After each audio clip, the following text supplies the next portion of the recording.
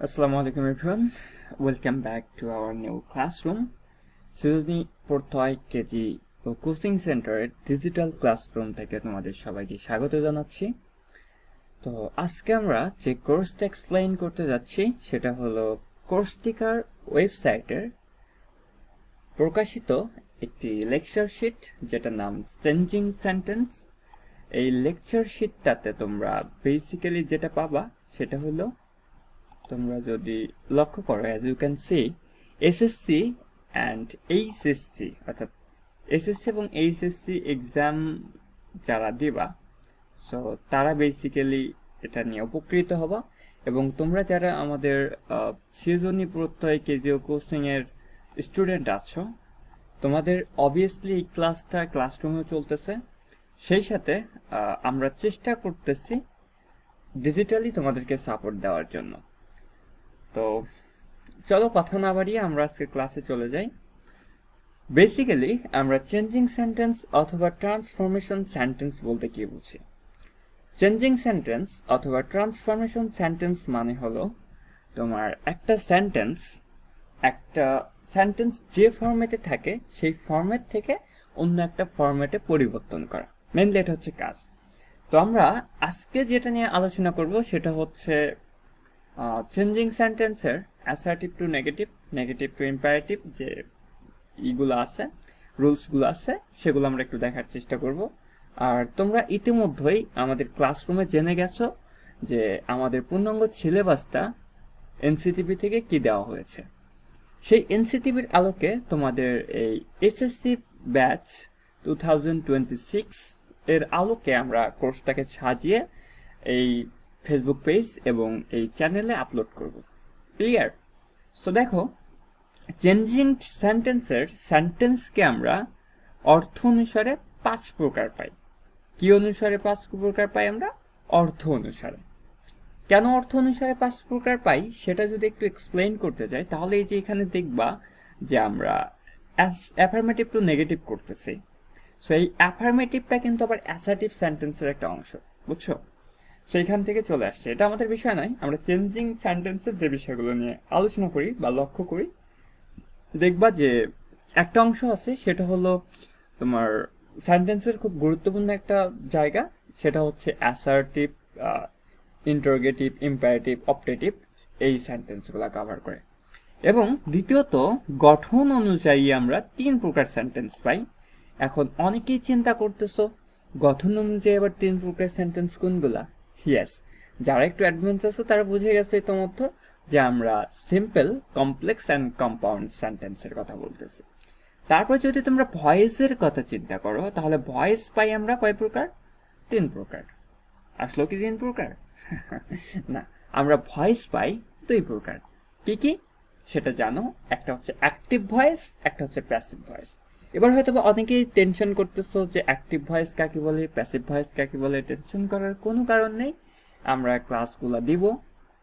So এখানে আমরা একটা বিষয় জানি যে অ্যাক্টিভ ভয়েস সেগুলা যে ভয়েসে সাবজেক্ট বা কর্তা নিজে নিজের কাজ সম্পাদন করে, আর প্যাসিভ ভয়েসে সাবজেক্ট বা কর্তা কাজ না করে অন্য দ্বারা কাজটি করায়। এই দুইটা হচ্ছে মেইনলি পার্থক্য। তারপরে তোমরা যদি ডিগ্রিতে যাও, তাহলে ডিগ্রি পাই আমরা 3 প্রকার। সেই 3 প্রকার ডিগ্রি কি কি ভাইয়া? একটা হচ্ছে তোমার কি কি ডিগ্রি বলো তো? ইয়েস, একটু একটু ব্রেন খাটাও, কমেন্টে লিখে দাও যে কি কি ডিগ্রি আমরা পাই। আমি এখানে বলতেছি না, কারণ তোমাদের ডিগ্রির ক্লাস অলরেডি আমরা নিয়েছি, তাই না? সো একটু হিন্টস দেই, সুপারলেটিভ একটা ডিগ্রি আছে। সো বাকি দুইটা বলে ফেলো বা কমেন্টে লিখে ফেলো ঝটপট, কেমন? চলো আমরা স্ট্রাকচারে চলে যাব। আমাদের স্ট্রাকচার নাম্বার 1 বা রুলস নাম্বার 1 এ সেন্টেন্স অর্থ অনুযায়ী 5 প্রকার। এই 5 প্রকার সেন্টেন্সের 3 প্রকার তোমার চেঞ্জিং সেন্টেন্স হয়ে থাকে। সেই 3 প্রকার চেঞ্জিং সেন্টেন্স নিয়ে আমরা এখন একটু কাজ করব। প্রথমেই আমরা পাই, লক্ষ্য করবা, অ্যাফার্মেটিভ টু নেগেটিভ। অ্যাফার্মেটিভ মানে হচ্ছে হ্যাঁ বোধক, আর নেগেটিভ মানে হচ্ছে না বোধক। আরেকটা ইনফরমেশন দিয়ে রাখি, আমরা প্রতিদিন 5টা করে রুলস শেষ করার চেষ্টা করব, তাহলে আমাদের ক্লাসটা শর্ট টাইম হবে, ক্লাসটা করতে ভালো লাগবে। হ্যাঁ, সো অ্যাফার্মেটিভ সেন্টেন্সটা এখন কাকে বলে এটা আমাদের আগে জানতে হবে। অর্থাৎ আমরা যে হ্যাঁ বোধক বা পজিটিভ কথাবার্তা প্রতিদিন বলে থাকি, এই পজিটিভ কথাগুলো আমরা অ্যাফার্মেটিভ সেন্টেন্স বলি। আর যে কথাগুলো আমরা না বোধক অর্থে ব্যবহার করি, অর্থাৎ যে কথাগুলোতে আমরা আহ, সহমত হই না, সেই সমস্ত কথাগুলোকে আমরা বলতে পারি নেগেটিভ সেন্টেন্স। এইটুকু তো ক্লিয়ার না? এবার এই অ্যাফার্মেটিভ টু নেগেটিভ একটু কিছু নিয়ম আছে, অর্থাৎ কিছু নির্দিষ্ট অর্ড দ্বারা এটাকে পরিবর্তন করা যায়। রুলস নাম্বার 1-এ যদি আমরা একটু লক্ষ্য করি তাহলে দেখতে পারবো ওয়ানলি আছে, অনলি মানে শুধুমাত্র একটাকে বোঝায়। অ্যালোন আছে, অ্যালোন মানে একলা থাকা বোঝায়। তোমরা অনেকেই সিঙ্গেল পার্সন আছো যারা, তারা জানো, তোমরা এটা বেশি ফেসবুক ক্যাপশনে ব্যবহার করো অ্যালোন শব্দটা। তারপরে আছে ম্যারিলি, তারপরে কি আছে ভাই? ম্যারিলি। এটা অনেকটা সংখ্যার ক্ষেত্রে ব্যবহার হয়। অর্থাৎ এই তিনটা যদি তোমরা কোনো একটা সেন্টেন্সে দেখো, কোনো একটি সেন্টেন্স সেটা যদি হয় অ্যাফার্মেটিভ, সেই অ্যাফার্মেটিভ সেন্টেন্সে যদি এই তিনটা সিনডম তোমরা পাও, এই তিনটা চিহ্ন তোমরা পাও, তাহলে এই স্থানগুলোতে, অর্থাৎ এই চিহ্ন যে স্থানগুলোতে আছে সেই স্থানগুলোতে যদি অনলি থাকে তাহলে তোমরা বসাইতে পারো, বা যদি অ্যালোন থাকে তাহলে তোমরা বসাইতে পারো নান বাট। নান বাটটা আবার কার ক্ষেত্রে বসে এটা একটু মাথায় রাখতে হবে, এটা হচ্ছে ব্যক্তির ক্ষেত্রে বসে। আর শুধুমাত্র যদি অনলি থাকে, একটি মাত্রকে বোঝায়, তাহলে এই যে শুধুমাত্র কিসের ক্ষেত্রে ভাই? যদি অ্যালোন থাকে, অর্থাৎ একলা থাকে, সে অ্যালোনটা বা অনেক সময় অনলিওর সাথেও দেখতে পাই আমরা, যদি সেটা বস্তুবাচক হয় তাহলে সেখানে আমরা নাথিং বাট বসাবো। এখানে নাথিং বাটটা উচ্চারণের মধ্যে আমরা বুঝতে পারতেছি নাথিং, অর্থাৎ থিঙ্ক মানে হচ্ছে কোনো বস্তু, এই নাথিং বাটটা এখানে আসছে। আর ম্যারেলির ক্ষেত্রে আমরা বসাইতে পারি নট মোর দ্যান, এটা একটা ডিগ্রির অংশ, অথবা নট লেস দ্যান সংখ্যা হইলে। বুঝাইতে পারছি? ব্যক্তি হলে নট মোর দ্যান, আর যদি সংখ্যা হয় তাহলে নট লেস দ্যান। আমরা এটাকে ব্যবহার করতে পারি, তাই কি না? এটা একটু জানাবো, হ্যাঁ, কমেন্টে লেখো এটা বুঝছো কিনা। তারপরে দেখো এখানে অ্যাফার্মেটিভে কি বলছে? Only Allah can help us. Only Allah can help আস, শুধুমাত্র একটি মাত্র সত্তাকে বুঝাইছে, সেকে তিনি হচ্ছে আমাদের সৃষ্টিকর্তা বা আল্লাহ। তাহলে আল্লাহ যেহেতু একজন এবং আল্লাহকে বেসিক্যালি আমরা ব্যক্তিবাচকই ধরে নেই, সেই ক্ষেত্রে আমরা কি বসাবো এখানে? হ্যাঁ, অবশ্যই এখানে আমরা বসাবো নান বাট, অর্থাৎ none but Allah can help us. Allah ছাড়া, শুধুমাত্র আল্লাহ ছাড়া কেউ আমাদের সাহায্য করতে পারে না, এটার অর্থটা এরকমটা আছে। তারপরে যদি দেখো হি হ্যাজ অনলি আ বল, এই যে আ বল বলছে না, তার মানে এখানে একটি মাত্র বলের কথা বলা হয়েছে। কয়টি বলের কথা বলা হয়েছে? একটি মাত্র বলের কথা বলা হয়েছে, তাই না? তাহলে দেখো এখানে যে একটি মাত্র বলের কথা বলা হয়েছে, তাহলে এখানে নেগেটিভ করার সময় আমরা যেটা দেখতে পারি সেটা কি রকম? হি হ্যাজ নাথিং বাট আ বল। এখানে দেখো সবকিছুই একই আছে, শুধুমাত্র এখানে অনলিটা আমরা নিয়েছি। এই অনলির কারণে এখানে একটি মাত্র বিষয়বস্তু বোঝাচ্ছে, এবং এখানেও বলের আগে আমরা আ ব্যবহার করছি। কেন আ ব্যবহার করছে? কারণ এখানে বল একটির কথাই বলা হয়েছে। এখন এখানে ইন্টারেস্টিং বিষয় হচ্ছে এটা, এখানে আমরা জানি অনলি যদি বস্তুর ক্ষেত্রে হয় তাহলে আমরা নাথিং ব্যবহার করি। তাহলে এবার তোমার কাছে আমার প্রশ্ন, তুমি বলো তো যে এখানে বলটা কি আমাদের কোনো ব্যক্তিকে বোঝায়? না, বলটা কোনো ব্যক্তিকে বোঝায় না, সেই জন্যই এখানে আমরা কি নিয়েছি? নাথিং নিয়েছি। আশা করি বিষয়টা বুঝতে পারছো। তারপরে দেখো তারপরে কি বলা হয়েছে এখানে? অ্যাফার্মেটিভে বলা হয়েছে যে হি হ্যাজ অনলি 10 টাকা, তার কাছে শুধুমাত্র কয় টাকা আছে? 10 টাকা আছে। এখন এখানে অনেকেই প্রশ্ন করতে পারো যে স্যার 10 টাকা 10, 10 সংখ্যাটা তো স্যার প্লুরাল, তাহলে টাকার সাথে এস হলো না কেন? এখানে একটা ইনফরমেশন দিয়ে রাখি, টাকার কখনো প্লুরাল ফর্ম হয় না, ইটস আনকাউন্টেবল নাউন, এটা মাথায় রাখবা। টাকা, পাউন্ড, ডলার, দেয়ার ইজ, এগুলো হচ্ছে কাউন্টেবল নাউন, অর্থাৎ টাকা, ডলার এগুলো হচ্ছে কাউন্টেবল নাউন অথবা কাউন্টেবল নাউন যেটাই বলো। আর মানিটা হচ্ছে আনকাউন্টেবল নাউন। এই ক্ষেত্রে যদি আমরা সংখ্যাকে, অর্থাৎ কথায় লেখা থাকে যেমন TEN 10, 11, 12, এগুলো যদি বানান করে লেখা থাকে, আর এটা দ্বারা অন্য কোনো একাধিক বিষয়বস্তুকে না বোঝায়, তাহলে এটা জন্মগত সিঙ্গুলার। জন্মগত কি? সিঙ্গুলার। ইয়েস, এগুলা সিঙ্গুলার ফর্মেটেই ব্যবহার হয়, এটা একটু মাথায় রাখবা। আর আমরা right form of verb class এটা করিয়েছি, সো একটু মনে করে দেখো। তারপরে এখানে যদি আরেকটা বিষয় তোমরা লক্ষ্য করে থাকো, তাহলে এখানে যদি বলা হইতো 10 ফেন্স অর্থাৎ 10টা কলম, এখানে কিন্তু এটা প্লুরাল হয়ে যেত 100%, তাই না? হ্যাঁ, যদি 10টি বস্তু বোঝায় পৃথক পৃথকভাবে আলাদা করা যায়, অথবা টাকার ক্ষেত্রে যদি বলতাম তোমার কাছে 10টা 1 টাকার নোট আছে বা 1 টাকার কয়েন আছে, তাহলে এটা প্লুরাল হয়ে যেত। বাট এখানে জাস্ট 10 একটা নাম অর্থে ব্যবহার হয়েছে, 10 একটা সংখ্যাবাচক নাম হিসাবে ব্যবহার হয়েছে, আর পৃথিবীতে যত নাম আছে সবগুলা কি? সবগুলা ভাইয়া সিঙ্গুলার। ওকে, আশা করি বুঝতে পারছো। তাহলে এখানে অনলি আছে, আর যেহেতু এখানে সংখ্যার সাথে তুলনা করা হয়েছে, সেই জন্য এখানে আমরা কি বসেছি? He has not more than 10 টাকা। তার কাছে 10 টাকার বেশি নাই, মানে নট মোর দ্যান। মোরটা আমরা কখন ব্যবহার করি? ডিগ্রির ক্লাস যারা করছো তারা একটু ক্লিয়ার হবা, তারা একটু কমেন্টে ঝটপট লিখে দিবা যে নট মোর কখন ব্যবহার করি আমরা। মোর মানে অনেকগুলা টাকা তার কাছে নেই, তার কাছে শুধুমাত্র কয় টাকা আছে? 10 টাকা আছে। ইয়েস, বুঝতে পারছো। তারপর এখানে দেখো আরেকটা বিষয় আমরা এখানে লক্ষ্য করতে পারি।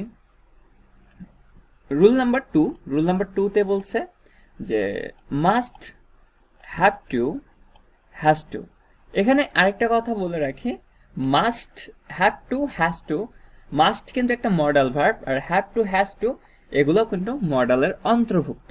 এই হ্যাভ টু, হ্যাজ টু এগুলো থাকলে কিন্তু ভার্বের বেস ফর্মটা বসে, এটা একটু মাথায় রাখবা। হ্যাঁ, তারপরে দেখো এই যে যদি মাস্ট, হ্যাভ টু এবং হ্যাজ টু পাও অ্যাফার্মেটিভ সেন্টেন্সে, অবশ্যই কোথায় থাকবে এগুলা?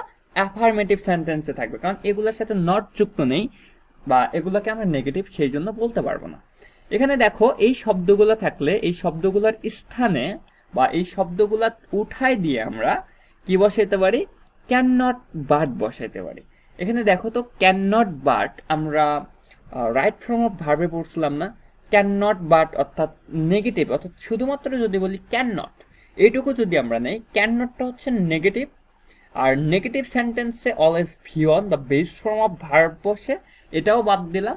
ক্যানটা হচ্ছে একটা মডেল, এটা সঠিক প্রোনাউন্সিয়েশন হচ্ছে ক্যান, অর্থাৎ আমেরিকান বা ব্রিটিশ অ্যাকসেন্টে যদি বলো তাহলে এটা হবে ক্যান। অর্থাৎ ক্যান নট বাট এটা হবে কি?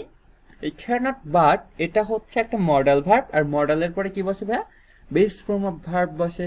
এখানে বলা আছে কি? মূল ভার্ব বসে। কি বসে ভাইয়া? মূল ভার্ব বসে।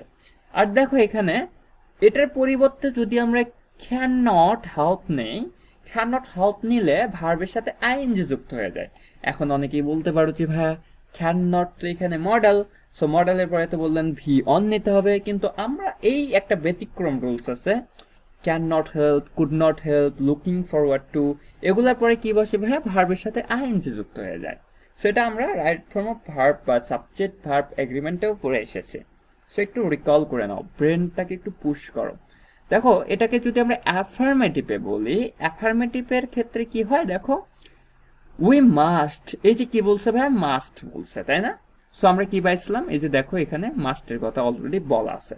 উই মাস্ট অবে আওয়ার প্যারেন্টস, অর্থাৎ আমরা আমাদের পিতামাতাকে অবশ্যই মেনে চলি, তাই না? আর আমাদের পিতামাতাকে অবশ্যই মেনে চলা উচিত। সো এখানে আমরা নেগেটিভে কি করতে পারি? আমরা কি বলছিলাম? নেগেটিভে আমরা নিতে পারি ক্যানট হেল্প। কি নিতে পারি ভাই? ক্যানট হেল্প, অথবা ক্যানট হেল্প, ক্যানট বাট নিতে পারি, অথবা ক্যানট হেল্প নিতে পারি, তাই না? দেখো এখানে কি বলছি, উই ক্যানট বাট, এই যে আমরা উই ক্যানট বাটটা নিলাম, এই যে বাট, ক্যানট বাট, এইটা মাথায় রাখবা। ক্যানট বাট এবং ক্যানট হেল্প এই দুটার মধ্যে কিন্তু বিস্তার পার্থক্য রয়েছে। সো ক্যানট বাট আসলে আর হেল্প আসলে ভার্বের কিন্তু একটা বিশাল পার্থক্য চলে আসে। সো আমরা এখানে এখনই দেখবো। দেখো ক্যানট বাট আছে, এই জন্য এখানে আমরা কি নিছি? অবেই নিছি। অবেইটা কি? অবেই মানে হচ্ছে মেনে চলা বা মান্য করা। অবেইটা হচ্ছে এখানে ভি অন, অর্থাৎ বেস ফর্মে আছে। আওয়ার প্যারেন্টস, আমাদের পিতামাতা, অর্থাৎ আমাদের পিতামাতাকে আমরা অমান্য করে, অর্থাৎ মান্য না করে চলতে পারি না, এমনটা বলছে, বুঝছো? অর্থাৎ আমরা পিতামাতাকে মান্য না করে চলতে পারি না। তারপর এখানে কি বলছে দেখো, we cannot help obeying our parents. আমরা আমাদের পিতামাতাকে মান্য না করে চলতেই পারি না। বুঝছো? আশা করি এখানে হেল্প আসার কারণে এখানে অবেইং হয়ে গেছে, আইএনজি যুক্ত হয়ে গেছে। আশা করি ইটস ক্লিয়ার। ক্লিয়ার হলে সি লেখো, আর যদি কোনো প্রবলেম থাকে তাহলে অবশ্যই কি করবা, হ্যাঁ লিখে দিবা যে এটা প্রবলেম আছে। ওকে, তারপর দেখো 3 নাম্বার রুলসে কি বলা হয়েছে, বোথ অ্যান্ড যদি থাকে, বোথ অ্যান্ডের স্থানে আমরা নট অনলি কি বসাতে পারি ভাইয়া, নট অনলি এবং বাট অলসো বসাইতে পারি। এখন একটু হয়তো মাথার মধ্যে প্যাচ লাগা যাইতেছে, সো একটু ওয়েট করো, বুঝাই দিচ্ছি। দেখো অ্যাফার্মেটিভ সেন্টেন্স, কোন সেন্টেন্স ভাইয়া, অ্যাফার্মেটিভ সেন্টেন্সে যদি তোমরা বোথ দেখো, বোথ মানে এখানে দুইজনকে বোঝায়। কয়জনকে বোঝায়, একই সাথে দুইজনকে বোঝায়। অর্থাৎ আমরা যদি দুইটা বস্তু, দুইটা জিনিস অথবা দুইজনের কথা একসাথে বলতে চাই তাহলে আমাদেরকে বোথ ব্যবহার করতে হবে। কেমন, both Dolon and Dola were excited, এখানে Dolon and Dola were excited, এখানে আমরা ওয়ারটা কেন বসালাম এটা একটু বলে দেই। কারণ এখানে দেখো বোধ বসাইছি, কি কারণে বোধটা বসাইছে, মূলত দোলন এবং দোলা দুইজন ব্যক্তির কথা বলা হয়েছে, এই জন্য আমরা এখানে বোধটা বসাইছি। আবার এখানে যদি তোমরা একটু লক্ষ্য করো যে ওয়ারটা কি জন্য তাহলে বসালাম, এটা যেহেতু আমরা পাস্ট টেন্সের কথা বলতেছি। কেমনে বুঝলাম পাস্ট টেন্সের কথা বলতেছি, কারণ এখানে এক্সাইটেড এর আগে দেখবা যে ওয়ার শব্দটা আছে। আমরা কি জানি, ওয়াস ওয়ারটা হলো কি পাস্ট টেন্সের একটা সিম্পল, মানে পাস্ট টেন্সের একটা উদাহরণ। সো এখানে দেখো যেহেতু দুইজন ব্যক্তি আছে তাহলে তো এটা 100% প্লুরাল, আর যেহেতু প্লুরাল হয়ে গেছে তাহলে আমাদেরকে কি নিতে হবে, ওয়াস হচ্ছে সিঙ্গুলার আর ওয়ারটা হচ্ছে প্লুরাল। তাহলে এবার তোমরাই বলো আমরা ওয়াস নেব নাকি ওয়ার নেব, অবশ্যই ওয়ারটা নিতে হবে। এবং এখানে দেখো নেগেটিভে কি বলছিলাম আমরা, যদি বোথ অথবা অ্যান্ড থাকে এই দুইটার স্থানে আমরা সমন্বয়িতভাবে কি বসাতে পারি, বোথের জায়গায় বসাইতে পারি নট অনলি, এবং ডট ডট দিয়ে আমরা অ্যান্ডের পরিবর্তে সেখানে কি বসাইতে পারি, অ্যান্ডের পরিবর্তে আমরা বাট অলসো বসাইতে পারি। দেখো এখানে কি বলছে, not only Dolon but also Dola, শুধুমাত্র দোলনই নয় সেই সাথে দোলাও ওয়ার এক্সাইটেড। বুঝছো, দোলন এবং দোলা দুইজনই কি এক্সাইটেড। বুঝাইতে পারছি, আই হোপ সো। বুঝছো কিনা সেটা একটু কমেন্টে জানিয়ে দাও। ভিডিওটা তারপর লং হয়ে যাচ্ছে, কিছু করার নাই, মাত্র 5টা রুল শিখাই দিব। সো দেখা যাক, লেটস সি। তারপরে দেখো কি বলছে, এখানে একটু দেখো রুলস 4-এ বলছে অ্যান্ডটা কি ভাই, একটা কনজাংশন। অ্যান্ডটা কি একটা কনজাংশন। তারপরে যদি তোমাদের কারো কোনো প্রশ্ন থাকে সেটা খাতায় হ্যান্ড নোট করে রেখে দিবা, যদি সম্ভব হয় কমেন্টে জানিয়ে দিবা, আর না হলে লিখে রাখবা, ক্লাসরুমে সলভ করে দেওয়া হবে, টেনশন নাই। অ্যান্ড দুটি শব্দকে যোগ করে, অ্যান্ড কি করে, অ্যান্ড মূলত দুইটা শব্দকে যুক্ত করে, যেটাকে আমরা কি বলি ভাইয়া, যেটাকে আমরা বলি কনজাংশন। অর্থাৎ দুইটি সেন্টেন্সের মধ্যে যেটা সংযোগ স্থাপন করে তাকে আমরা কি বলি, কনজাংশন বলি। আসলে এই কনজাংশন এখানে কি বলছে, যদি দুইটি শব্দকে যুক্ত করে, এই কনজাংশন যদি দুইটা শব্দকে যুক্ত করে তাহলে নট অনলি এবং বাট অলসো বসাইতে হবে। সেটা কিভাবে দেখো, অ্যাফার্মেটিভ সেন্টেন্সে কি বলছে, হি ওয়াজ অবিডিয়েন্ট, হি ওয়াজ অবিডিয়েন্ট, সে কি ছিল, সে অনুগত ছিল, অ্যান্ড সেই সাথে কি ছিল, জেন্টল অর্থাৎ ভদ্র ছিল। বুঝতে পারছো, অবিডিয়েন্ট মানে হচ্ছে অনুগত্য করা, আর হচ্ছে জেন্টল মানে হচ্ছে কি, জেন্টল মানে হচ্ছে ভদ্রলোক, সে অনুগত এবং ভদ্র ছিল। আর এই অবিডিয়েন্ট এবং জেন্টল এই দুইটাকে যুক্ত করছে মূলত অ্যান্ড দ্বারা। কি দ্বারা, অ্যান্ড দ্বারা। এটা একটু মাথায় রাখতে হবে, কেমন। সো দেখো তারপরে কি বলছে, নেগেটিভটা কেমন হইতে পারে। সো আমরা আগেই বলছি নেগেটিভে আমরা কি নিব, নট অনলি এবং বাট অলসো, অনেকটা 3 নম্বর রুলসের মতোই। Yes, obviously right. দেখো নেগেটিভ সেন্টেন্স কি বলে, হি ওয়াজ নট অনলি অবিডিয়েন্ট, সে শুধুমাত্র অনুগতই নয়। দেখো এখানে কিন্তু না বোধকটা চলে আসছে, সে শুধুমাত্র অনুগতই নয়, বাট অলসো জেন্টল, সেই সাথে, বাট অলসো মানে হচ্ছে সেই সাথে, জেন্টল মানে কি ভাইয়া, ভদ্র, সেই সাথে ভদ্র। অর্থাৎ সে শুধুমাত্র অনুগতই নয়, সেই সাথে সে কি ভদ্র। সো আমরা লাস্ট রুলসে চলে আসছি। লাস্ট রুলসটা কি দেখো ভাই, লাস্ট রুলসটা হচ্ছে 5 নাম্বার রুলসে বলছে এভরি অন, কি বলছে ভাই, এভরি অন প্রত্যেককে, এভরিবডি, এভরি পারসন থাকলে, অর্থাৎ everybody, every one, everybody, every person থাকলে everybody, every plus common noun হয়। এভরি প্লাস কি হয় ভাই, কমন নাউন হয়। এখানে যদি তোমরা এখন বলো যে ভাই কমন নাউন কি বুঝি না, তাহলে তো ভাই একদম গুলি কইরা মাইরা দেবো। কি কারণে ভাই, কারণ কমন নাউনটা আমরা বারবার ক্লাসরুমে রিকল করছি। তারপরেও ক্লাসরুমে যদি কারো সমস্যা হয় ক্লাসরুমে অবশ্যই জানাবা, আমরা সলভ করে দেবো ইনশাল্লাহ। তারপরে থাকতে পারে অল। সো এই যদি সিনডমগুলো আমরা দেখতে পাই, তাহলে এগুলার পরিবর্তে, অর্থাৎ এগুলো উঠাই দিয়ে আমাদেরকে বসাইতে হবে দেয়ার ইজ নো। কি বসাতে হবে, দেয়ার ইজ নো। তারপরে আছে কি ভাই, অ্যাটাচড ওয়ার্ড। অ্যাটাচড ওয়ার্ড মানে কি, এটা ভুলে যাও। অ্যাটাচড ওয়ার্ড কিছুই না, মানে যুক্ত বর্ণ বা যুক্ত শব্দর কথা বলতেছে। এখানে মার্ডারটা হচ্ছে অ্যাটাচড ওয়ার্ড, এটা ভুলে যাও, ওটার কোনো দরকার নাই। যদি এই ওয়ার্ডগুলো থাকে তাহলে আমরা এগুলোর স্থানে কি বসাতে পারি, দেয়ার ইজ নো প্লাস বাকি অংশ যেগুলো আছে তারপরে কি বাট দিয়ে আলাদা করে দেব। এক্সাম্পলে গেলে ক্লিয়ার হয়ে যাবা। দেখো কি বলছে, এভরি মাদার, এভরি মাদার প্রত্যেক মাই লাভস হার চাইল্ড, তার মাকে কি করে, তার সন্তানকে কি করবে, ভালোবাসে। এখানে দেখো হারটা কেন আসছে বলতো, কারণ মাদারটা হচ্ছে মা, মাতা কি স্ত্রীবাচক শব্দ। যেহেতু স্ত্রীবাচক শব্দ, তাহলে এখানে মায়ের পরিবর্তে আমরা যদি তিনি বা সে ব্যবহার করতে চাইতাম, তাহলে এখানে আমাদেরকে বলতে হইতো কি SHE। আর শি এর পরিবর্তে কি হয় ভাই, হার হয়। মেয়েদের ক্ষেত্রে হার, আর ছেলেদের ক্ষেত্রে কি হয় কমেন্টে জানাই দিবা, বুঝছো। নেগেটিভে আমরা কি করতে পারি, there is no mother, there is no mother but loves her child, তার মাকে ভালোবাসে না, তার সন্তানকে ভালোবাসে না। মানে একটাও মা নেই যে তার সন্তানকে কি করে না, ভালোবাসে না। এখানে দেখো লাভের সাথে এস আছে কেন বলতো ভাই, কারণ মাদারটা কি মা, মা একটা কি নামের মধ্যে পড়ে, তাই না। এটা একটা নাম, একটা কমন নাউনের মধ্যে পড়ে, এটা কি একটা কমন নাউন। আর আমরা জানি পৃথিবীতে যত প্রকার নাউন আছে সবগুলো কি থার্ড পারসন সিঙ্গুলার নাম্বার। আর যেহেতু থার্ড পারসন সিঙ্গুলার নাম্বার, এখানে দেয়ার ইজটা হচ্ছে একটা স্ট্রাকচারস, আর এখানে লাভসটা হচ্ছে কি ভার্বের কাজ করতেছে, এই জন্য ভার্বের সাথে এস চলে আসছে, বুঝছো। I hope so you are clear.